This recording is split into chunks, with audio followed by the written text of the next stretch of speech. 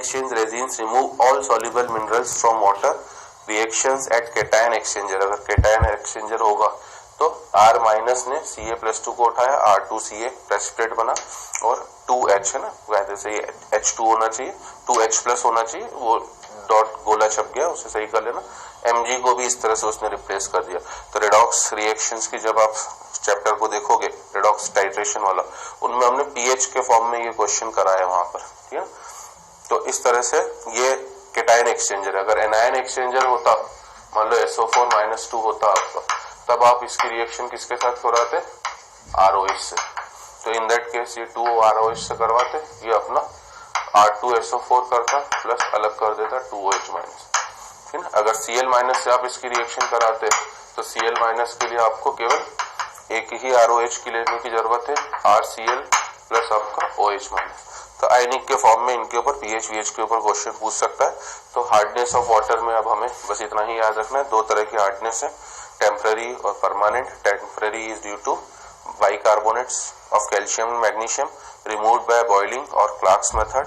Permanent is due to chlorides and sulfates of magnesium and calcium removed by treatment with washing soda, ठीक ना। कैल्गोन process, zeolite या permuted process, या फिर ion exchange method से आपका resin, जो दोनों के लिए एप्लीकेबल है ना। जियोलाइट और परम्यूटेड में केवल आपका केटायन का एक्सचेंज हो रहा था, ठीक है। नाउ द लास्ट पार्ट आपका इस चैप्टर का हाइड्रोजन पेरोक्साइड, ये ऑलरेडी पी ब्लॉक में ऑक्सीजन फैमिली में पढ़ा गया है, बट सिंस एनसीईआरटी बुक में एच हाइड्रोजन में गिवन है तो मैंने फिर से इसकी स्लाइड्स भी कुछ आपको समझाने के लिए दे दिया है। It is an important chemical used in pollution control, treatment of domestic and industrial effluents ना। अब अगर प्रिपरेशन करनी हो, it can be prepared by following methods. सब रिएक्शंस हमारी पड़ी हुई है ना। हाइड्रोक्साइड आपका Na2O2 की रिएक्शन आप वाटर के साथ करवा दो, ठीक है ना। तो इसका भी हमने मैकेनिज्म समझा था। सिंपली क्या होगा आपका, Na2O2 का मीनिंग क्या है भैया, it contains 2Na+ and O2-2। अब अगर वाटर आ गया हमारे पास, ठीक है ना, हमने 2H2O लिया तो 2H2O क्या करेगा, 2H+ और 2OH-। तो Na2O2 से हमें ये मिल रहा है, वाटर से हमें ये मिल रहा है। अब ये Na+ तो उठा लेगा किसको, आपका OH को, इसलिए 2Na बना, O-2 और H+ ने कंबाइन करा, H2O2 बना, है ना। तो ये छोटे छोटे मैकेनिज्म है जो मैं कई चैप्टर्स में हर जगह आपको बता चुका हूँ कि आपको बेसिक रिएक्शंस तो मैकेनिज्म, वाटर जहां पर भी आए हर बार आप उसे H+ और OH- के फॉर्म में तोड़ो, सामने वाले कंपाउंड को भी तोड़ो, चाहे हाइड्रोलिसिस रिएक्शन हो, रिडॉक्स रिएक्शन हो, सब पता पड़ जाएगा, ठीक है। ये first method. Second, acidified barium peroxide and removing excess water bye evaporation, है ना, क्योंकि बेरियम हाइड्रोक्साइड पेरोक्साइड में वाटर होता है।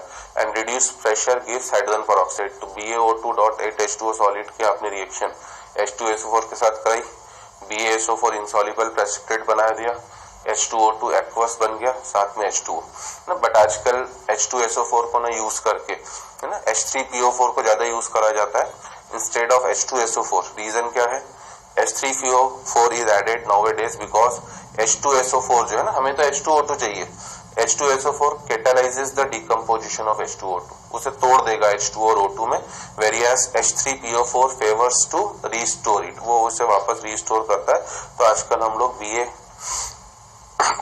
H3PO4 को यूज करने लगे हैं किसकी तरह, आपका H2SO4 की जगह, है ना। अब अगर इंडस्ट्रियल मेथड बोले तो अगेन ये जो थर्ड मेथड आपको दिखाई जा रही है, ये हम लोग कवर कर चुके हैं इलेक्ट्रोकेमिस्ट्री में। क्वालिटेटिव एंड आपका क्वालिटेटिव एनालिसिस एस्पेक्ट वाला पार्ट जब देखोगे तो ये रिएक्शन वहां पे कवर्ड है, और शीट में क्वेश्चन भी है कि पर oxidise sulphate obtained by electrolytic oxidation of acidified sulphate solution at high current density on electrolysis yields hydrogen peroxide. H2SO4 का जब हमने इलेक्ट्रोलिसिस हाई करंट डेंसिटी पे कराया था, इलेक्ट्रोकेमिस्ट्री में शामिल है, ये H+HSO4- में टूटा, एनोड पर HSO4- गया, है ना, बाय मिस्टेक H2 छपा हुआ है, उसने H2S2O8 बनाया प्लस 2 इलेक्ट्रॉन, ये रिएक्शन हो गई एनोड पर। कैथोड पर H+ का रिडक्शन H2 में। तो इन जनरल लिखने के लिए हम लोग ना H2S2O8 प्लस 2H2O लिख दिया, ठीक है ना। H2S2O8 को बनाया पहले, अब उसका हाइड्रोलिसिस कराया, तो ये वापस यही का क्वेश्चन है कि 1 mole of H2S2O8 on hydrolysis क्या देगा आपको, it will give you 2 moles of H2SO4 and 1 mole of H2O2, जो हमें चाहिए था वो मिल गया। This method is now used for the laboratory preparation of D2O2, hydrogen peroxide का अगर ड्यूटेरियम का बनाना चाहे तो आपने K2H2O8 की रिएक्शन नॉर्मल वाटर की जगह हैवी वाटर से करा दी, यू विल गेट D2O2। ठीक है। और चौथी मेथड की इंडस्ट्रियली जो अब इससे बनाया जा रहा है, it is prepared by auto oxidation of two alkyl anthraquinol, है ना, ये आपका एंथ्राक्विनोल है। अगर मैं C2H5 को हटा दूं, अब ये सेकेंड ग्रुप पे इसलिए 2-एथाइल एंथ्राक्विनोल बोला जा रहा है। इसका अगर आप ऑक्सीडेशन करा दोगे तो OH ग्रुप बदल के डबल बॉन्ड O में C2H2, है ना, ऊपर का OH नीचे का OH मिलके क्या बना दिया H2O2।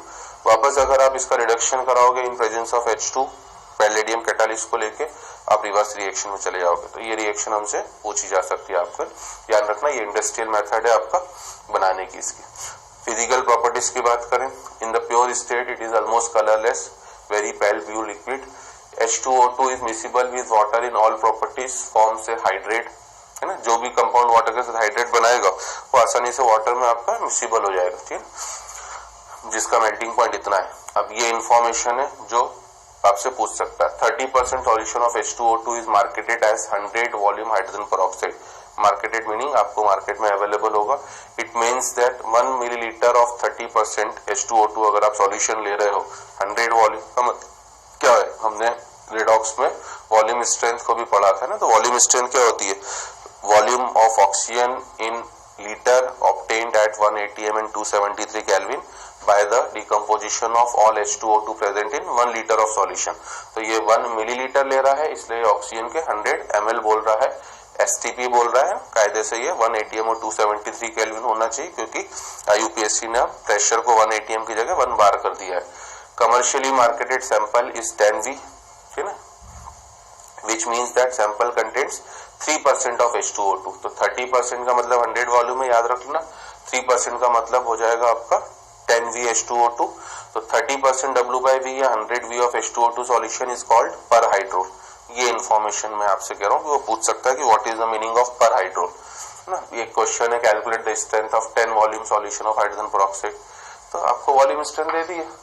यहाँ पर एनसीईआरटी बुक में इन्होंने इनऑर्गेनिक के रिस्पेक्ट में आंसर दिया है, बट अगर हम लोग इसे फिजिकल के टर्म्स में करें तो वॉल्यूम स्ट्रेंथ 10 है। क्या फॉर्मूला था वॉल्यूम स्ट्रेंथ का, 11.2 इंटू मोलरिटी। मोलरिटी निकाल लो 10/11.2, ठीक है। और मोलरिटी निकालने का, क्योंकि उसने स्ट्रेंथ पूछी है ग्राम पर लीटर में, तो 10 into % W/V upon molar mass of solute जो 34 है। तो यहाँ से आपको % W/V पता पड़ गया इसका 34/11.2, ठीक है। ये % W/V मतलब 100 ml में इतने ग्राम होंगे। अब स्ट्रेंथ बोल रहा है तो वो आपको ग्राम पर लीटर में बतानी होती है।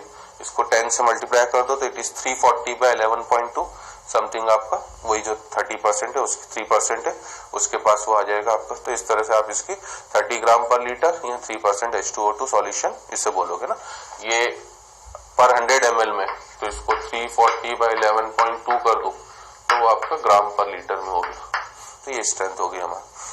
अब अगर इसकी स्ट्रक्चर पर आए, ऑलरेडी बॉन्डिंग में कवर कर चुके। It is open book structure थी, आपको याद हो, non planar structure. The molecular dimensions in gas face and solid phase दोनों शो करे गए। पहले वाले डायग्राम में गैस फेस है, इसे डाइहेड्रल एंगल बोला जाता है। बॉन्डिंग में स्ट्रक्चर्स कवर्ड है ना। H2O2 structure in gas face, इसका डाइहेड्रल एंगल है 111.5, और H2O2 structure in solid face at 110 kelvin, उसमें डाइहेड्रल एंगल जो है वो 90.2 डिग्री आपका।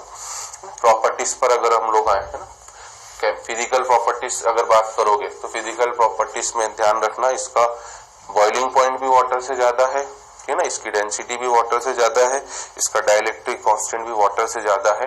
केवल इसका मेल्टिंग पॉइंट वाटर से कम है। वाटर का 0 डिग्री सेल्सियस होता है, इसका -4 डिग्री सेल्सियस।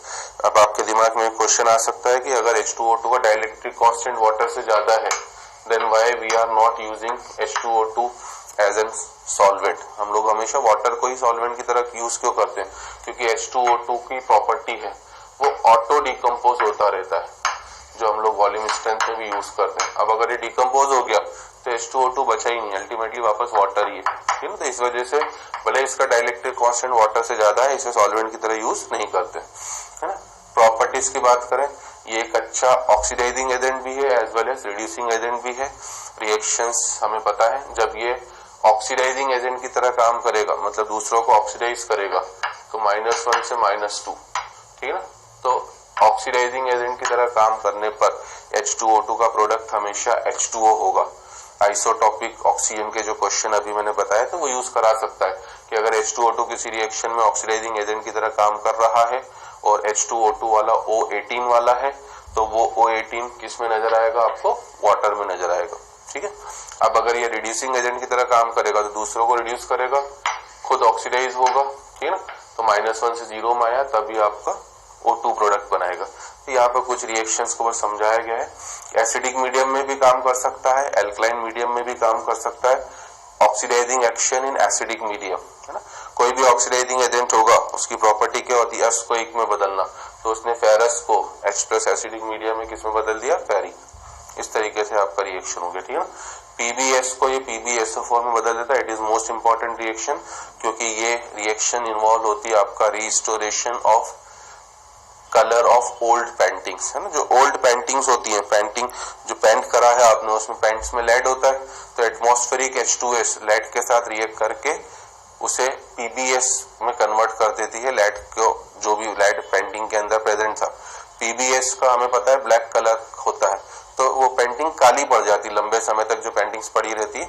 अगर आप उसकी रिएक्शन H2O2 से करवा दोगे तो H2O2 इस PbS को ऑक्सीडाइज कर रहा है PbSO4 में, और PbSO4 का आपको पता है व्हाइट कलर होता है, तो रिस्टोरेशन होता है आपका कलर का। तो दिस रिएक्शन इज इंपॉर्टेंट, जो आपको ध्यान रखना है ना। रिड्यूसिंग एक्शन की बात करें एसिडिक मीडियम में तो MnO4- सब रिएक्शन हमारी पड़ी हुई है। MnO4- को किसमें कन्वर्ट करेगा, Mn+2 एसिडिक मीडियम। HOCl है, इसमें क्लोरीन किस ऑक्सीडेशन नंबर में, +1, रिड्यूस किसमें करेगा उसको, -1। क्रोमेट है आपका +6 ऑक्सीडेशन नंबर में। ठीक है ना। उसको आपका, है ना, ये स्पेसिफिक रिएक्शन है जो हमें अलग से ध्यान रखनी है कि ये रेडॉक्स रिएक्शन नहीं है अभी फर्स्ट वाली, क्योंकि क्रोमेट में क्रोमियम +6 ऑक्सीडेशन नंबर में है, वो CrO5 क्रोमियम परऑक्साइड पहले +6 में ही जा रहा है, फिर उसका बाद में आपका रिडक्शन होकर वो Cr+3 में जा रहा है। ये C+3 छप गया, इसे सही कर लेना। बेसिक मीडियम में ऑक्सीडाइजिंग एक्शन देखें, है ना, Fe+2 को वापस Fe+3 में कन्वर्ट कर रहा है, Mn+2 को किसमें कन्वर्ट कर रहा है आपका Mn+4 में। रिड्यूसिंग एक्शन अगर बेसिक मीडियम में देखें, आयोडीन को कन्वर्ट कर रहा है किसमें, I- में। MnO4- को किसमें कन्वर्ट कर रहा है, MnO2। तो ये नीचे वाली वापस जो जो इंपॉर्टेंट है वो मैं बता दे रहा हूँ, ये जैसे जेई में पूछी गई रिएक्शन है। तो ये कुछ रिएक्शन है इसकी जो हमें याद रखनी है। ठीक है। Storage, that is also a very important property इसकी, कि आप इसे ग्लास कंटेनर्स में नॉर्मली कभी भी स्टोर करके नहीं रख सकते हो, क्योंकि ग्लास मतलब सिलिका मतलब बेस होता है, और बेस इसके डिकम्पोजिशन को और बढ़ाते हैं। तो इसे हमेशा प्लास्टिक या वेस्ट लाइन्ड कंटेनर्स में स्टोर करा जाता है, और लाइट के प्रेजेंस में भी ये डिकम्पोज हो जाता है। तो H2O2 decomposes slowly on exposure to light, इसलिए नॉर्मली इसे डार्क में रखा जाता है। In presence of metal surfaces और traces of alkali presence in glass container, the above reaction is catalysed, और बढ़ जाएगी इसकी rate. It is therefore stored in wax line glass, है ना, जिसमें अंदर वैक्स लगा हो, या प्लास्टिक वेसल्स, और डार्क में। एसिटेनिलाइड, ग्लिसरॉल, यूरिया या H3PO4 जो अभी हमने बोला है, can be added as stabiliser, मतलब वो इसके डिकम्पोजिशन को रोकेंगे, एक तरह से वो काम कर रहे हैं पॉइजन की तरह। It is kept away from dust, क्योंकि dust can induce explosive decomposition of the compound. तो दैट इज अगेन थ्योरेटिकली आपको याद रखना इन पॉइंट्स को। यूज तो हमें पता ही है भैया, मार्केट में अवेलेबल ही है। It is wide scale use has to tremendous increase in the industrial production of H2O2। Some of the uses जो डेली लाइफ में होते हैं, in daily life it is use as hair bleach and as a mild disinfectant, as an antiseptic it is solid in the market as perhydrol, जो अभी हमने 30% solution बोला, वो antiseptic की तरह काम करता है। It is used to manufacture chemicals like sodium perborate, जो वॉशिंग में यूज होता है, या percarbonate which are used in high quality detergents, महंगे केमिकल्स में। ठीक है। एज ए रॉकेट प्रोपोलेंट, ये भी रिएक्शंस वापस इंपॉर्टेंट है, इन्हें भी आपको ध्यान रखना है। NH2 हाइड्रोजन 4H2O2, है ना। बेसिक मैकेनिज्म आप हमेशा कर सकते हो भैया। देखो, अगर आपको रिएक्शन बैलेंस करना हो तो मैं कुछ मैकेनिज्म बताऊं कि H2O2 की कोई भी रिएक्शन अगर आपको बैलेंस करनी हो मैकेनिज्म से, बेसिक स्टेप ये है ना, H2O2 H2O+O, ये नेसेंट ऑक्सीजन। अब नेसेंट ऑक्सीजन सामने वाले को ऑक्सीडाइज करने का काम करेगा। NH H, ये N2H4 है। तो ये जो ऑक्सीजन आ रहा है 4 ऑक्सीजन है ना, 2 ऑक्सीजन सॉरी, तो ये 2 ऑक्सीजन क्या करेंगे 2H 2H, एक ऑक्सीजन ऊपर से जुड़ा H2O बना, एक नीचे से जुड़ा H2O बना, तो ये इसे कन्वर्ट कर देगा N2 प्लस किसमें आपका 2H2। एग्रीड। अब मुझे 2 नेसेंट ऑक्सीजन चाहिए तो आप इसे 2 से मल्टीप्लाई कर दो, ठीक है, उसके बाद आप ऐड कर दो, तो ये 2O प्रोडक्ट साइड में, एक रिएक्टेंट साइड में कैंसिल, नेट रिएक्शन जो आपको नजर आएगी N2H4 प्लस 2H2O2 क्या दे रहा है आपको, एक N2 2H2O प्लस 2H2O, कितने H2 हो जाएंगे आपके 4H2। Are you getting my idea. तो इस तरह से हो जाएगा आपका highly explosive and large increase in volume, क्योंकि शुरू में आप लिक्विड या एक्वस फेस में थे, अब आप गैसियस फेस में चले गए ना। डिटेक्शन ऑफ क्रोमियम और titanium, that is again a very important reaction. ये ऑरेंज कलर का कंपाउंड टाइटेनिक पर टाइटेनिक एसिड जेई में पूछा जा चुका है। तो टाइटेनियम सल्फेट्स H2O2 के साथ रिएक्शन है ना, H2TiO4 में बदल रहा है। It is again oxidation reaction, आप देख सकते हो ना, क्योंकि TiSO4 वोल्टवाइज में टाइटेनियम +2 में है, अब यहाँ पर टाइटेनियम आपका +6 में आ गया, इसलिए पर टाइटेनिक एसिड बोला जा रहा। तो ये भी इसके यूज में हमें ध्यान रखना है ना। हैवी वाटर, थोड़ा सा इसका भी आइडिया अगर ले तो हैवी वाटर क्या होता है आपका D2O, यूज वगैरह कहां पर होता है, it can be prepared by exhaustive electrolysis of water और as a by product in some fertiliser industries. Physical properties same है, colourless, odourless, tasteless, mobile liquid. Nearly all the physical constants are higher than the corresponding values of ordinary water, क्योंकि ये हमसे पूछ सकता है आपसे, है ना। It is use for the preparation of other deuterium compounds, for example organic में सब रिएक्शन हमारी पड़ी हुई है। कैल्शियम कार्बाइड का हम लोग हाइड्रोलिसिस कराते हैं तो एसिटिलीन मिलता है, अब उसकी जगह D2O ले लिया तो कैल्शियम ड्यूटेरियम C2D2 मिल रहा है। SO3 की वाटर के साथ रिएक्शन कराओगे तो H2SO4 मिलता है, अब D2SO4 मिल रहा है। एल्यूमिनियम कार्बाइड का हाइड्रोलिसिस कराते हैं तो CH4 मिलता है, अब CDO4 मिल रहा है आपको इस तरह, ठीक है ना। यूज कहाँ होता है, it is extensively use as a moderator and coolant in nuclear reactors, ये आप सभी को पता होगा, and in exchange reaction for the study of reaction mechanism, है ना। मैकेनिज्म में आइसोटॉपिक इफेक्ट जो होता है HD वाला, वहां के लिए as a neutron moderator. Fission in uranium 235 is brought about by slow neutrons. The substances which are used for slowing down the speed of neutrons are called moderators, and heavy water is used for this purpose in nuclear reactors. तो ये nuclear chemistry sheet में हमने डाला है कि nuclear reactors में क्या reaction होती है और हेवी वाटर का यूज क्या है। तो that is the completion of chapter. इतनी चीजें आपको इस चैप्टर में पता होना चाहिए ना। अब मैंने कुछ क्वेश्चंस कवर करे हैं कि क्वेश्चंस जो कि थ्योरेटिकली है ना, एक्सरसाइज कुछ क्वेश्चंस मैंने डाले, लिस्ट 1 को लिस्ट 2 से मैच करना, जैसे ऐसे क्वेश्चन बना सकता है। हैवी वाटर हमें पता है D2O। टेम्पररी हार्डनेस किसकी वजह से होती है, bicarbonates of calcium and magnesium in water. Soft water, ठीक है ना, तो सॉफ्ट वाटर क्या होगा आपका, जिसमें कोई भी फॉरेन आयंस प्रेजेंट ना हो। Permanent hardness, sulphates and chlorides of magnesium and calcium in water. तो ये आजकल जो ट्रेंड चल रहा है जेई में, मैचिंग लिस्ट टाइप का ना, मैच करने वाला, तो हमने चारों ऑप्शन दे दिए हमारे, ठीक है। एक और क्वेश्चन डाला कैलगॉन, तो व्हाट इज कैलगॉन, पॉलीमेटाफॉस्फेट्स ऑफ सोडियम। तो ये सब इंफॉर्मेशन बेस्ड क्वेश्चन रहेंगे। नॉन स्टोइचियोमेट्रिक कंपाउंड्स, नॉन स्टोइचियोमेट्रिक कंपाउंड्स किनके बनेंगे, मेटेलिक हाइड्राइड्स के। कोवलेंट हाइड्राइड क्या होते हैं, hydrogen compounds of non metals.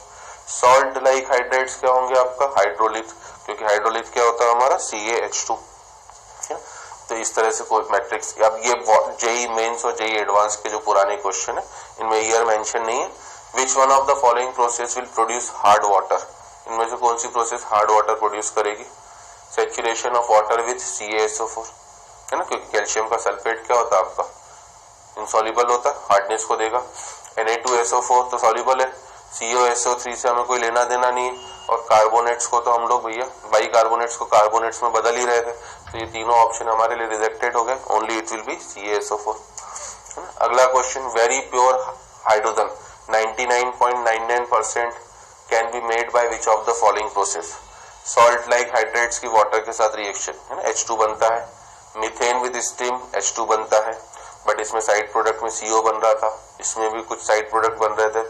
Mixing natural hydrocarbons of high molecular weight, है ना, जब इसको मिलाते हैं तो H2 रिलीज होता है। बट अगर प्योर लाना हो तो मेटलर्जी में हमें पता है कि हाईएस्ट प्योरिटी की मेटल कौन सी प्रोसेस से मिलती है, इलेक्ट्रोलिसिस। तो अगर 9% प्योर हाइड्रोजन चाहिए तो आपको वाटर का इलेक्ट्रोलिसिस ही करवाना पड़ेगा। ये भी जेई का पुराना question. In which are the following H2O2 act as a reducing agent. तो अभी मैंने बोला कि रिड्यूसिंग एजेंट का काम करने का मतलब दूसरों को क्या करे, रिड्यूस, खुद ऑक्सीडाइज हो, प्रोडक्ट्स क्या बनने चाहिए, O2। जिसमें O2 प्रोडक्ट होगा that will be our reaction, मतलब बी और D option number 2 will be our answer. तो डायरेक्ट टिक करने वाले क्वेश्चन आएंगे, जस्ट आपको चैप्टर को 2-3 बार पढ़ के, ठीक है ना, मेरे स्लाइड्स को देख के ध्यान रख लेना, रट लेना, एक तरह से ये भी बोल सकते हैं ना। Which are the following statement upon Na2O2 is not correct. Na2O2 अब एस ब्लॉक से भी थोड़ा क्वेश्चन रिलेटेड कर दिया। एस ब्लॉक में हमने Na2O2 पढ़ा था और वहां मैंने एक रूल बताया था, any alkaline oxidiser, Na2O2 alkaline भी है और चूंकि पेरोक्साइड तो ऑक्सीडाइजर होते ही है, वो क्रोमियम का कोई भी कंपाउंड हो +3 ऑक्सीडेशन स्टेट वाला, उसे हमेशा क्रोमेट में बदलते हैं, ठीक है ना। तो ये आपका फर्स्ट स्टेटमेंट इसलिए correct. It is diamagnetic in nature, O2-2 MO2 से हमें पता ही है O2-2 में कोई भी अनपेयर्ड इलेक्ट्रॉन नहीं होता है। It is super oxide of sodium, गलत हो गया क्योंकि सोडियम का सुपर ऑक्साइड बनता ही नहीं, और बनेगा तो NO2 होगा, ये तो परऑक्साइड है। It is derivative of H2O2 है ना, तो यहाँ पे 2 नहीं छपा है तो उसे करेक्ट कर लेना। तो अभी इनकरेक्ट स्टेटमेंट हमारा कौन सा हो गया, आपका C, थर्ड वाला, ठीक है। हाइड्रोजन पेरोक्साइड दोनों की तरह काम करता है, oxidising agent, reducing agent, depending upon the nature of reacting species किसके साथ कर रहा है। In which of the following cases H2O2 act as a reducing agent in acidic medium, है ना। रिड्यूसिंग एजेंट मतलब दूसरों को रिड्यूस करे, खुद ऑक्सीडाइज हो। MnO4- हमें पता है मैंगनीज +7 ऑक्सीडेशन स्टेट में है, ये हमेशा ऑक्सीडाइजिंग एजेंट की तरह काम करेगा, तो H2O2 को मजबूरी में रिड्यूसिंग एजेंट की तरह काम करना पड़ेगा, इसलिए आंसर ये हो गया ना। सल्फाइट है, सल्फर +4 में, तो इसमें आपका उसे ऑक्सीडाइज भी कर सकता है, रिड्यूस भी कर सकता है। KI में आपका वो -1 में है, आयोडीन लोएस्ट में, तो ये रिड्यूसिंग एजेंट की तरह काम करेगा, H2O2 को ऑक्सीडाइजिंग एजेंट, है ना। अब आपका डाउट डाइक्रोमेट जरूर हो सकता है कि इसमें भी क्रोमियम अपनी मैक्सिमम ऑक्सीडेशन नंबर में +6, तो ये क्यों नहीं है आंसर, है ना। तो डाइक्रोमेट के साथ H2O2, अभी मैंने रिएक्शन बताई कि CrO5 भी बन सकता है जिसमें क्रोमियम के ऑक्सीडेशन नंबर +6 है, तो तब ये आंसर नहीं होगा, इसलिए out of the 4 best suitable option is only MnO4-। Permanent hardness in water can not be cured by treatment with washing soda, कर सकते हैं, कैलगॉन्स मेथड कर सकते हैं, बॉइलिंग से केवल आप टेम्पररी हार्डनेस को रिमूव करते हो, आयन एक्सचेंज मेथड कर सकते हैं, तो आंसर विल बी बॉइलिंग। तो ये कुछ क्वेश्चंस बस मैंने इसलिए लिए हैं कि सब क्वेश्चन इंफॉर्मेशन बेस्ड ही रहेंगे आपका। From the following statement regarding H2O2, अब H2O2 के ऊपर क्वेश्चन जो जेई का पुराना है, एडवांस का, ये इनकरेक्ट स्टेटमेंट बताना है। It has to be stored in plastic और wax line containers, bottles in dark, correct. It has to be kept away from dust, क्योंकि एक्सप्लोजिव डिकम्पोजिशन हो जाएगा। It can only act as an oxidising agent, incorrect, क्योंकि ये दोनों की तरह काम कर सकता है। It decomposes on exposure to light, correct. तो ये देख लीजिए आप ना कि सब इन्फॉर्मेशन बेस्ड है। When zeolite that is hydrated sodium aluminium silicates is treated with hard water, तो sodium ions are exchange with, है ना। सोडियम आयन किससे एक्सचेंज हो रहे थे भैया, कैल्शियम आयन से, क्योंकि हमें वाटर की हार्डनेस हटानी थी कैल्शियम और मैग्नीशियम के फॉर्म वाली, है ना। Which are the following statement correct, hydrogen has same ionisation potential as sodium, है ना, तो ये आपका गलत। H has same electronegativity as halogens, ये भी गलत, क्योंकि फ्लोरीन क्लोरीन की तो इलेक्ट्रोनेगेटिविटी काफी ज्यादा है। It will not be liberated at anode, ये भी गलत, मेटल हाइड्रेट्स के मोल्टन सॉल्ट्स के इलेक्ट्रोलिसिस में लिबरेट होता है। H हैज ऑक्सीडेशन स्टेट +1, 0 और -1, ये करेक्ट है ना। H2 मॉलिक्यूल के फॉर्म में होगा तो 0, लूज करेगा इलेक्ट्रॉन तो +1, गेन करेगा तो -1। Polyphosphates are used as water softening agents because they क्या करते हैं, है ना, form soluble complex with anionic species, ठीक है, गलत। प्रेसिपिटेट एनायनिक स्पीसीज, गलत। Form soluble complex with cationic species, ध्यान आ रहा होगा आपको, Na6P6O18, उसे हमने Na+ और Na4O6 P6O18 -2 में तोड़ा था, तो -2 अब किसे कैच करेगा, प्लस को, तो थर्ड आंसर आपका करेक्ट हो जाएगा, ठीक है। तो form soluble complex with cationic species, precipitate cationic species है ना, ये गलत है क्योंकि वो सॉल्युबल सब्सटेंस बना रहा था आपको। Hydrogen peroxide in its reaction with KiO4 and NH2O2 respectively किसकी तरह काम करेगा, ये रिसेंट क्वेश्चन, KiO4 में आयोडीन +7 ऑक्सीडेशन स्टेट में है जो मैक्सिमम है, और अगर वो मैक्सिमम में है तो फिर अब H2O2 को, ये तो मैक्सिमम में है तो ऑक्सीडाइजिंग एजेंट की तरह काम करेगा, उसे मजबूरी में रिड्यूसिंग एजेंट की तरह काम करना पड़ेगा। और NH2OH में नाइट्रोजन अपनी मिनिमम में है तो उसे ऑक्सीडाइजिंग एजेंट, मतलब आंसर क्या हो जाएगा ये, ठीक है ना। तो ये कुछ पुराने 8-10 साल के जितने भी क्वेश्चन है JMJ के वो मैंने यहाँ पे कवर करे हैं। So that is our completion of that particular chapter hydrogen and it's compounds, है ना। Go through the chapter 2 or 3 times, read your